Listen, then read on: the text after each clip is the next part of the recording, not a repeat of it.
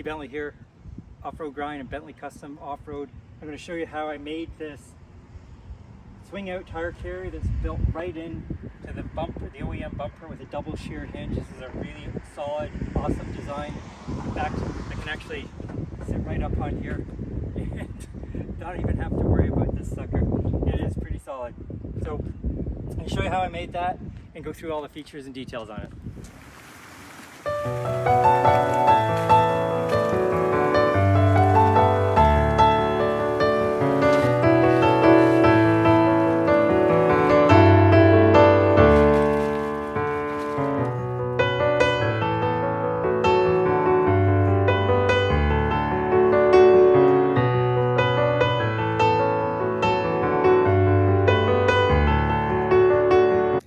Steve here, Bentley Custom Off-Road, and today we are working on this awesome Lexus GX470. We're going to be putting on a OEM cut-through bumper, or would that be a OEM bumper cut-through? We're going to be putting on a swing-on tire hitch carrier, or tire carrier. I'm going to put a big hinge in this pillar here, this post, and an awesome latch system out on the other end, and a full-length 3x2 inch rectangular tube swing arm. So stay tuned. The thing I want to do when I'm building a swing out like this, I want to actually measure off the bumper and figure out, okay, where am I putting the swing arm in relation to the existing bumper? So once that bumper comes off, because I need to go in and weld the brackets on either end into the frame, once the bumper's off, or the bumper covering is off, I have kind of no idea where the shell of that bumper is. So I need to actually figure that out before I actually take the bumper off. So what I'm going to do is take some measurements on where the bumper is in relation to the door in this post here, so that I can actually, once the bumper covers off, then I actually know where it is in relation to the door, the things that are left on once this comes off. So I'm going to take some measurements on that first, on both sides, because I want to do the latch over here, and I'm going to be putting the hinge in over there. And these are from 4x Innovations, so they're pretty solid hinge and latch. So I'm looking forward to working with those and getting those into place. So anyways, let's grab my ruler, and we're going to go into taking some measurements and figure out, okay, where is this bumper shell? And then once that comes off, then I'll know what I'm working with and where everything is and where I'm trying to put the brackets in place so that I can put the hinge in and have it fit kind of right in here. I want the swing arm to come through this part here and be able to swing out enough. So I'm going to have to cut the bumper, probably, I'm guessing, like this, over to like that, and around there. It depends on how much we want that swing arm to spin around. So here we go. Let's close that. So as you can see, this is why we want to measure those things off before we start pulling that bumper off. So now, it's in great shape. I'm going to clean this down. But basically, I'm going to be welding in a support tube, probably some 2x2 square tubing to here to create a base for the hinge. Actually, let me get that hinge so I can show you what I'm going to be doing. This is where I want the hinge to be. So now I need to connect the hinge to the frame. So I'm going to start measuring out, okay, how far, or how much 2x2 do I want to weld into here? So how far out is that from the base of this? I'm going to take it right to the edge here, probably to there, I think. So I'm looking at about 9 inches is going to get me to there. The one thing, and I can measure that on the bumper just back there, is to figure out, okay, how wide is this bumper? I just measured it before in terms of where is the inside here. If I show you on the bumper itself,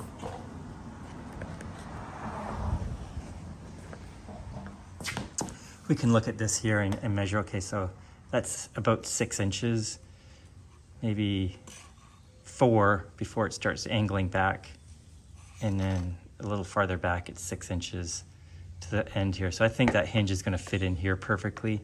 It's not going to stick out. I don't want it sticking out here if I can help it. Even if I have to cut the bumper a little bit for the swing arm to come through, I don't really want to have to cut a big wide area out for the hinge housing. So anyways, let's measure that. So I said 4 inches over. Yeah, so 4 inches over right there. That's where the bumper comes out. So if I go 4 inches over, this should fit right inside that the housing. And if I go back a little bit, 6 inches. Yeah, so I think that bumper is going to be, so I say 4 inches from here. It's going to go over 4 inches. So yeah, I think it's going to be just skirt around this, that edge of the thing. One of the things I got to figure out is the orientation of this hinge, and that's going to be determined by these stop pin locations here. There's going to be a pin that gets welded into this collar. It's going to drop into there, and then when you open a little bit further, it's going to drop into there. I'm not going to have a closed pin location because I'm going to have that on the latch side.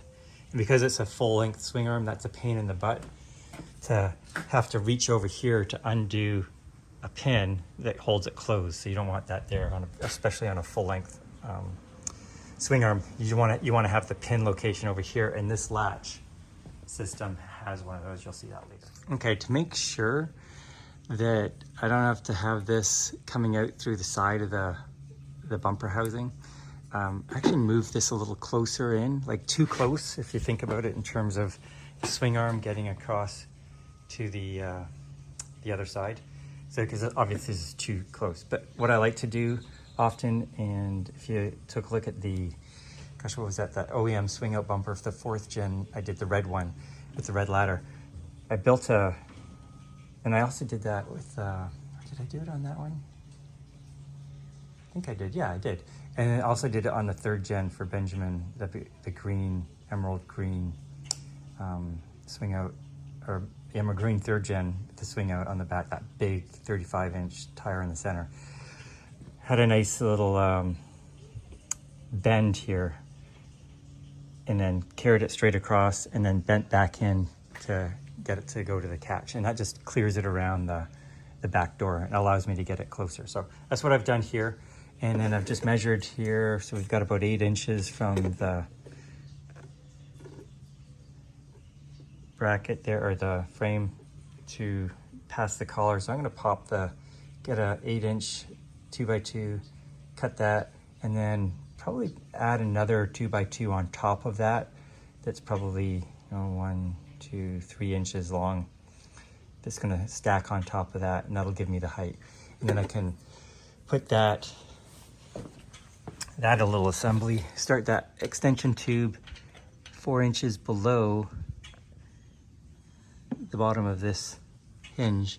So I can put that one here. So the extension tube will be from here to here, right in the middle of this bracket. And then out here underneath the hinge, I can stack that other 2x2. And that'll get me the height that I'm looking for. So let's do that, cut some steel, and start welding stuff in place. Okay, time to move the hinge out of the way. Got the supports cut. I got the 8-inch bigger piece that's going to weld into the frame, extend out underneath the hinge. And then we've got a little 4-inch, maybe a little too long, but I figured I can always cut it down. It's going to go above that extension piece and create a base for the hinge. I'm going to have to drill a hole in the top of it though for the nut underneath the hinge to fit into, but we'll get to that later.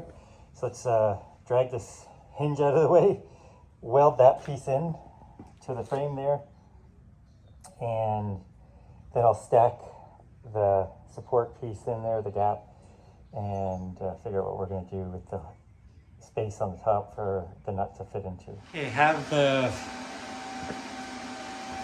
support arm, bracket, whatever, where I want it to be.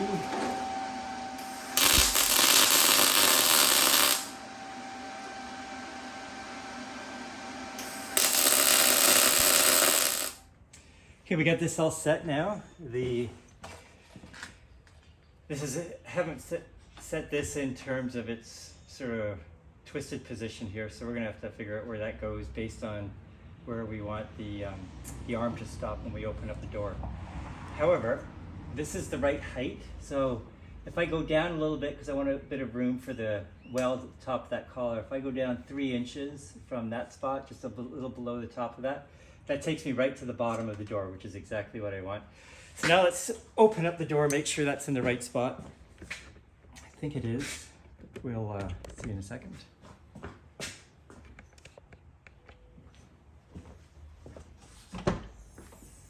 Make sure the door doesn't hit it at the extension. So we got about 3/4 of an inch there, I think, which is great. So I could probably cut a hole in the top of one of these brackets or tubes.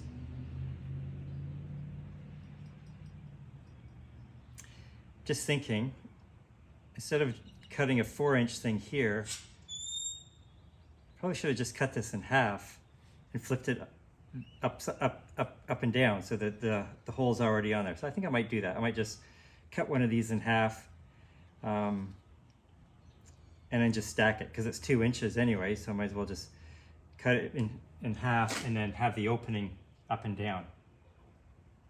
And that'll create the space for the nut on the bottom there. That's what I think I'll do. There we go, that works and creates a good base for me to weld that onto. I can get a great weld all around there, and then lots of room. I got a nice edge, 1/4 of an inch on the sides here. Yeah, 1/4 of an inch between the pinhole in the collar here. Same on this side.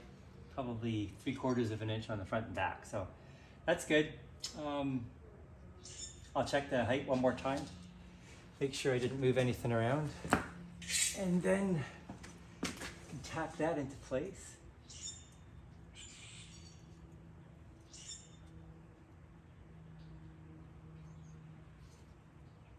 Yeah, so it's 2 inches, same as it was before. Yeah, and I'll be able to get the 3x2 right in there. And then that's right at the bottom of the door, maybe just a little above, which is good for clearance. Okay, there we go. Well, I hope I'm not going to regret this, but I'm going to weld that nut into the bottom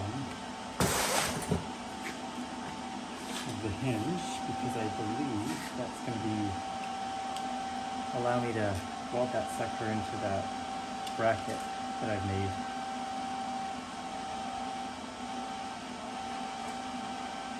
Yeah, so I'm going to do that. If not, then I just wasted $120. I'm sure I can cut it out.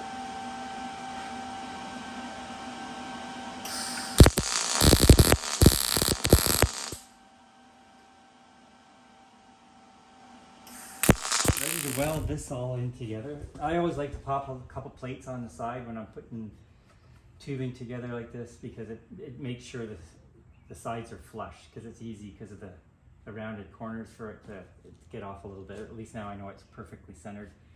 And then this is, I got my angle finder here and just check to make sure everything's level perfectly across here. Sometimes trucks have a bit of a lean to them, so you want to find out what is that lean.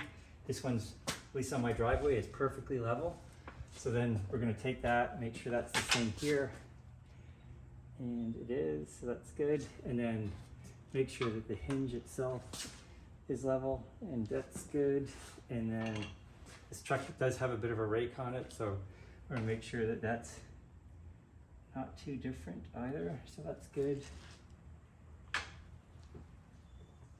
Pretty consistent. So I'm happy with where everything is in relation to everything else. So now I'm gonna put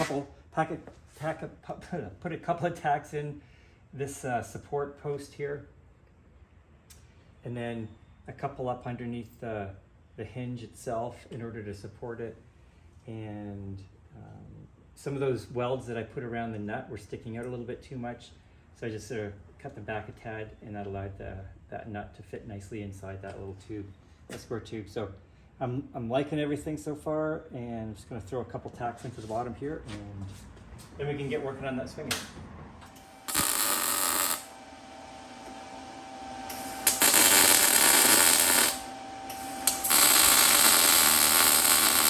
Decided to try fitting the bumper on with the swing arm in there, or the hinge at least, and it fits quite perfectly. So that's awesome. So get that. Well, it's just like so sweet. Okay, so that's good. And now I can start popping the swing arm in. And now this is going to be really dialed into exactly where I want it to be. Top of the hinge is right around here. So I'll be able to cut along that line there and just cut the hinge out. And allow the swing arm to come over level with the bottom of the door there. So that's awesome. Okay, get down that swing arm. Okay, we're working now on coping out the end of the swing arm. It's going to get welded into the collar of the hinge. So what I'm going to do here is, I've done a bunch of other videos where I've made swing arms that I go over this, so I'm just going to go quickly through this. You can catch it on most of the other videos, but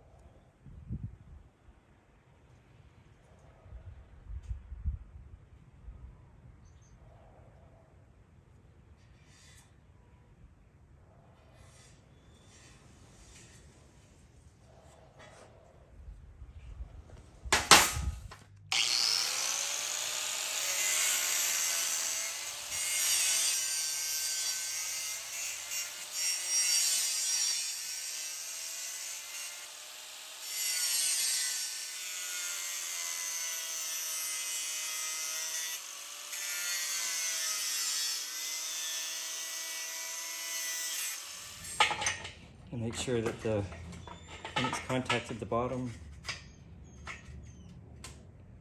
it's actually good. Could probably come in a bit at the top here. So there's probably a little bit that needs coming off in the middle. Yeah, I can see a little bit right there. That needs to come off. That'll allow that to go in. Let's try that.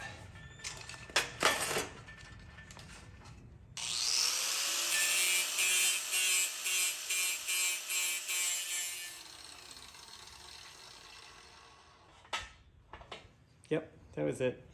So we're good there.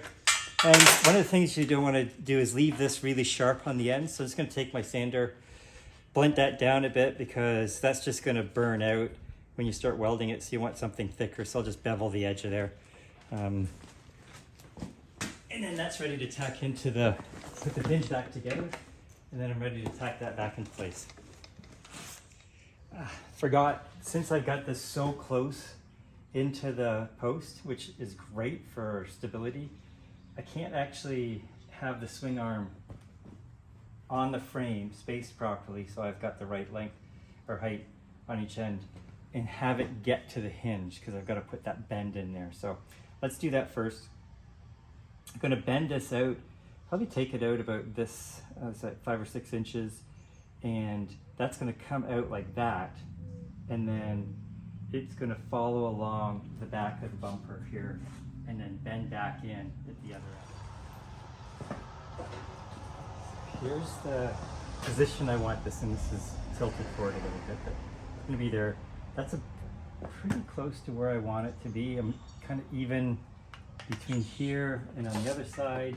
And you can also measure it too along the top of the frame there, because this is perpendicular, parallel to the back, perpendicular to the truck.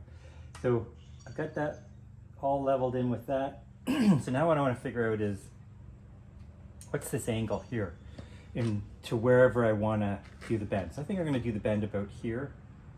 That gives me enough. If the center post of the tire carrier is going to be here, I'm going to want some side supports, angled supports that come down to probably about here and here. So I'm thinking about here. So I'm going to make sure that I have this angle a little past that. So somewhere in here. So now I want to figure out what's that angle. So easiest way I've figured to do it is just get like a digital protractor. I guess that's what this is.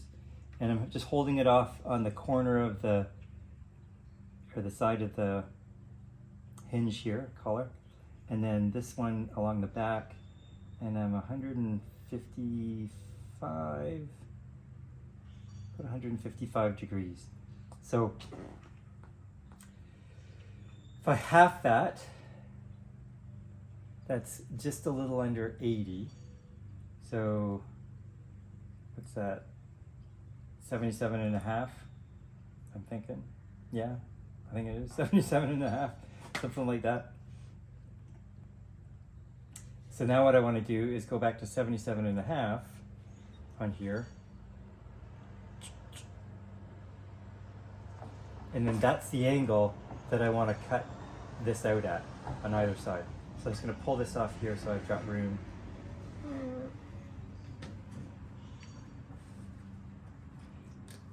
And here's where I want it to be.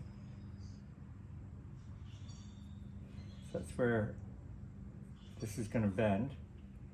So I'm going to take that there.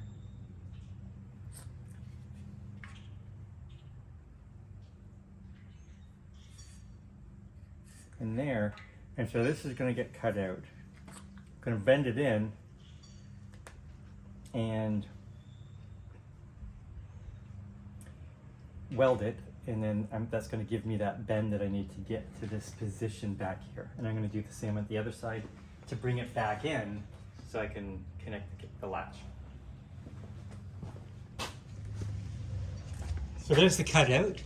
So all I did is I just took those angled lines, took a speed square, angled it across the other side, recreated this on this side, cut it out with an angle grinder cut-off wheel, and we're good. So now it's just going to throw it down on the ground, bend it. I'll show you that. Really not complicated. We'll get some wood on that side, just to create a little bit more height and leverage.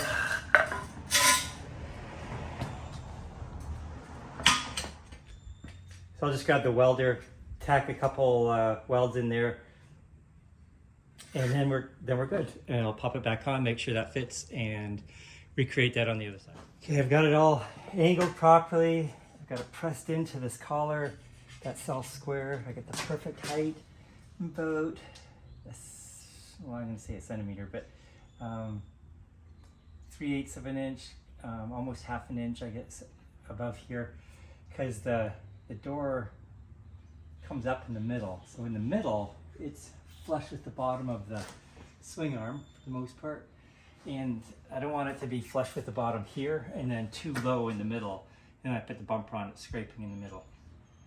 And then we're at the same 3/8, half an inch at the other end here above the door.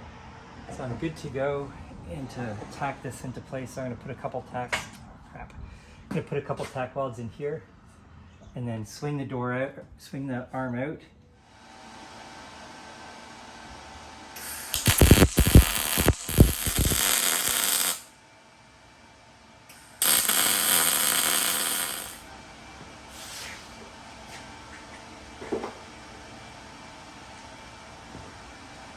Take all this garbage off.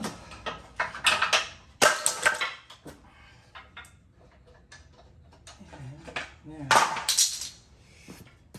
get that back on. Well, I've been so focused on building this latch over there. It's not there, it's back there. I'll show it to you in a minute. That I have not really been filming much, but I'm going to take you on a quick update tour on what we've got going on so far. So I've got the swing arm all angled. I'm liking the way that's sitting. Really dialed in, I think. Got some great welds going on in here.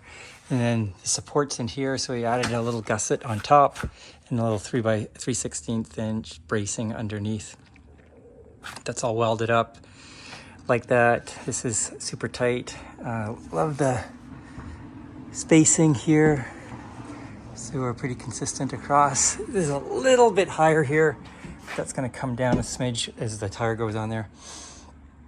And then on this side here, I had no idea how that latch goes together. So let me pop the camera up on a tripod, and then I'm going to show you what I've come up with. So kind of guessing on how this was all going to go together. And what I've come up with is this plate here is going to get welded into the arm, the swing arm. So I'm planning on, right now, it's going to get welded into the top of the swing arm like that.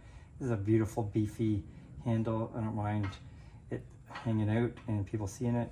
These bolts hold this plate in here. There's a little nylon washer in between. And so this contraption here, let's go down here, do that. Hopefully you can still see. Still hot because I was welding the snot out of it. That's going to get welded into there. Oh, let me get something else. Rubber grip on it. And so it's going to finish that off nicely. This is going to go up here, so I'm going to weld that in. That plate there is going to get welded to the top of this swing arm, pretty much like that. And then this pin is going to go on the top of that metal, bracket that I showed you. And that's going to get welded in here, just to the left of the door, so the door can get opened. And then there's a stop pin that goes in these two holes here, sorry. Either of those two holes. So it gets welded into here, and you open it, and on that hole, it's closed. And then when you pull it, you can open that pin and then pull this back. And then that pin goes into that other hole there. So that's how that works, and that keeps it open. So imagine that at the top of this whole assembly, because I don't have enough hands. So that's going to be up here. This pin here goes in that latch. So that's what this locks onto. It's pretty tight. I might have to shave this down a smidge. And so then this welds into the frame of the truck. And then here, I've got a polyurethane stuff. I love using these. They're awesome dampeners for taking any vibration out of the swing arm. So then that's going to come in here. I'm going to have a 3/16 inch plate that's going to weld to the bottom of that and come down here. I'm going to bolt this into that. So that's going to snug up against that. And then this is going to be like that. Yeah, pretty much like that. And then this pin is going to get welded. I'm going to put a cap on the top of here, and then that's going to get welded on top of there, just outside that door like that, and then but inside the post of the bumper cover, and then that latch I showed you is going to lock onto there. So that's how that works. Oops. And it was quite something figuring all that out.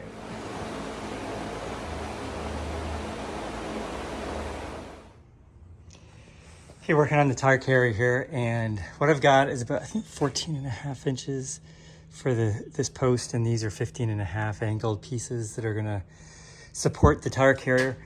Here's a couple of quick tips that I've learned over time.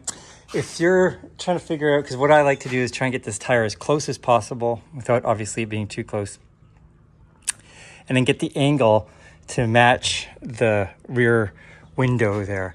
And so the key is this angle and then the length of the top tube. So you've got to figure out, first of all, the back spacing of your tire. So the easy way to measure that, I'll use this spare as an example, and grab a ruler or tape measure and hold that up against the bolt plate, and then just come along here so that you can see both sides of the tire.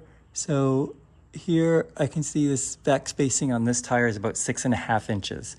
So the back plate of the tire carrier, right? So this thing here, the back plate of that is going to be 6.5 inches, or the front of the plate of that is going to be 6.5 inches for wherever the back of the tire is going to be. Anyway, so these are 232-degree cuts on the miter saw. And this back plate here, if you can see that, is mimicking the angle of the glass. So what's the distance here? Well, this one here, I just cut it 7.5 inches because I want to make sure that I'm not too close to the glass. Because in this case, I don't have the spare, and I don't feel like taking it off the truck. The ones that he's got, I don't feel like taking those wheels off this truck. So I'm using this spare here, and that's a, oh, what was that? What was that backspace? Did I say it was 6.5? I think it was 6.5. Yeah, 6.5. And his are 6. So this one's going to be 1/2 inch closer to this tire on the tire plate, is going to be 1/2 inch closer than those tires are going to be. So that's fine. So I'm just going to make it a little bit closer, and then I know his tires are going to be, or his wheels are going to be another ½ an inch further out because the back spacing is less. So it's going to, the back space, the back plate of the bolt thing here is going to be closer to the back of the tire, which means the tire is going to move out a little bit more, okay, when he puts it on the tire plate. So now, here's the other thing that I think is kind of neat that I've learned. Getting this bolt pattern properly figured out, because no matter how carefully I drill it, it's going to be off a little bit, and it's super frustrating when you're putting that actually on the, you're putting the tire on that plate when it's on the car, especially these tires are so darn heavy. So what I do now, so I'm going to clean that up, and I'm going to come back in a second with this all clean, because what I'm going to do is put the bolts in from behind,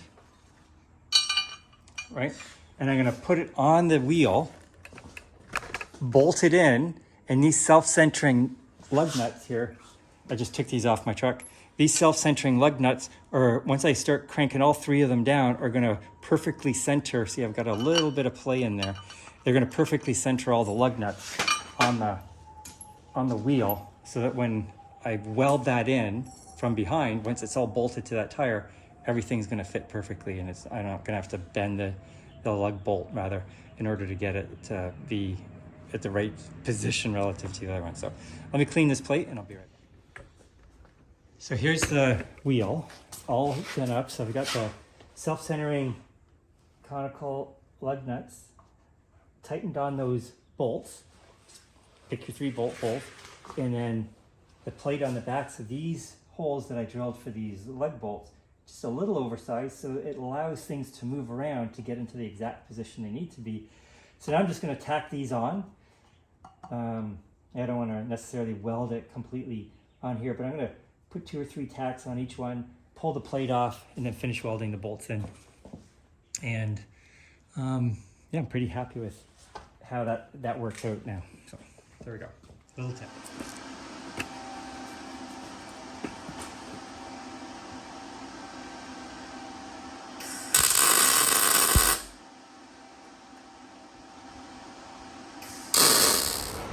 Right now we are almost done.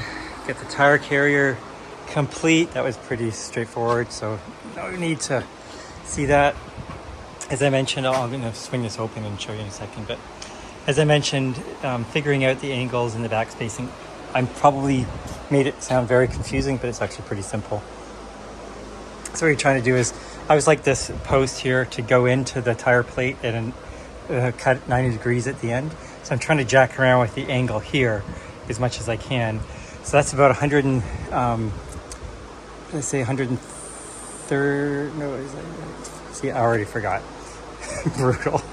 Anyways, I'm happy with the welds. They came out really nice. Even though I have no ability to talk math and numbers. So, anyways, pretty stoked about everything. This is super solid. Now I need to cut the bumper. Always an exciting time. Now the fun part. We are reinstalling the bumper. So I had to cut a little bit of styrofoam out of the ends of these to allow it to pop down over top of the brackets that I put in. So that hinge should fit inside this right post. This left one pretty much will, I believe.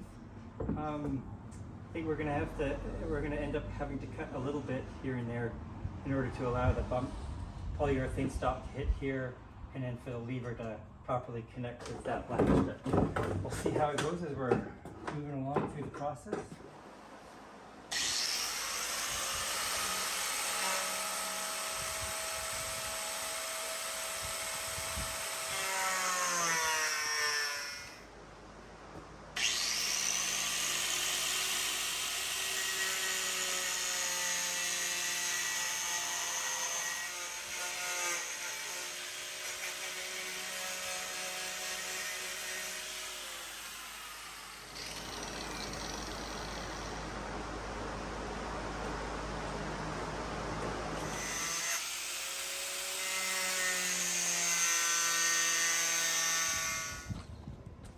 Okay, we're all done, the tire carrier, and I think Adam's going to be really happy with this. The finish turned out really well.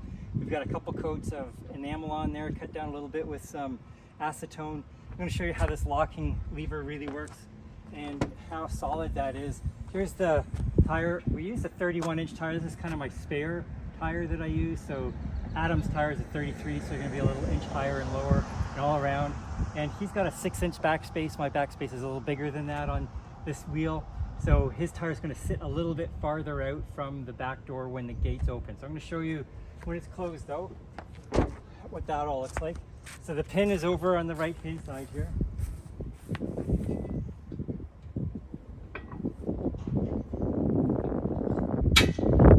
Let's release the pin and then come back over on this side. And actually, let me get this closed and I'll show you how that all works. A close-up view.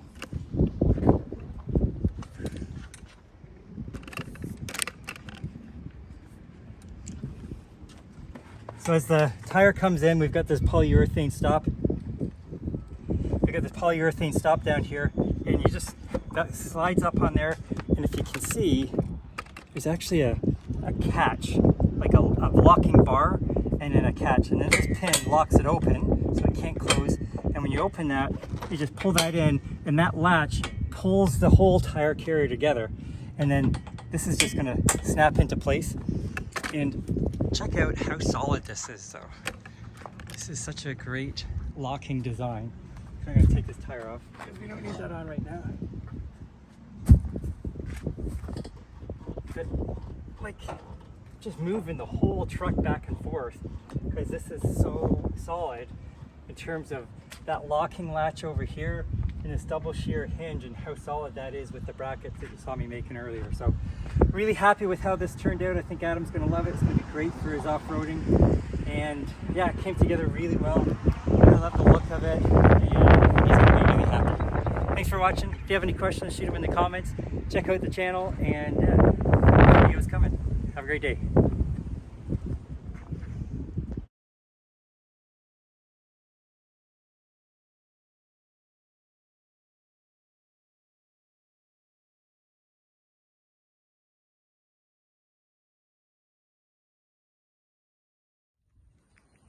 All right, quick review of the SwingOut carrier that Stephen Bentley made for me. It took him about 2 to 3 days, and he also painted it for me. But man, everything was pretty good. Great communication. He sent me a bunch of pics along the way, and he did everything I asked him to do. I wanted it offset, and I also wanted minimal clearance, so this tire doesn't look goofy sticking out the back like most tire carriers. And I think he nailed it. Steve Bentley here, and I want to show you what we're building on this video. It is a tire swing out carrier with locking latch, and that sucks.